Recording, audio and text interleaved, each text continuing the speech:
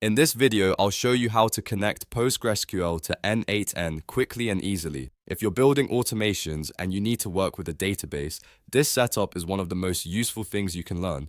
Once it's connected, you can read data, insert records, update rows, and power much more advanced workflows inside N8N. If this tutorial helps you, please make sure to hit like and subscribe for more simple software guides like this.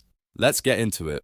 First, open the workflow you want to use inside N8N. This could be an existing workflow you've already built or a brand new one if you're starting from scratch. Once you're inside the workflow editor, look over to the Nodes panel. This is where you can add all the different actions and services N8N supports. From the Nodes panel, search for PostgreSQL or just type Postgres. When you see the PostgreSQL node, select it and add it to your workflow. After the node is added, you'll need to choose any action you want to perform. For example, you might choose to select data, insert records, or run a query, depending on what your workflow needs. The main thing is that the PostgreSQL node has to know what operation it should carry out. Next, move into the configuration area and set up the connection details. This is done in the credentials field. Click to add new credentials, then enter the details for your PostgreSQL database, including the host, database name, user, password, and port if needed. Make sure the information matches your database exactly, because even one incorrect detail can stop the connection from working. Once the credentials are saved, N8N will use them to connect to your PostgreSQL instance.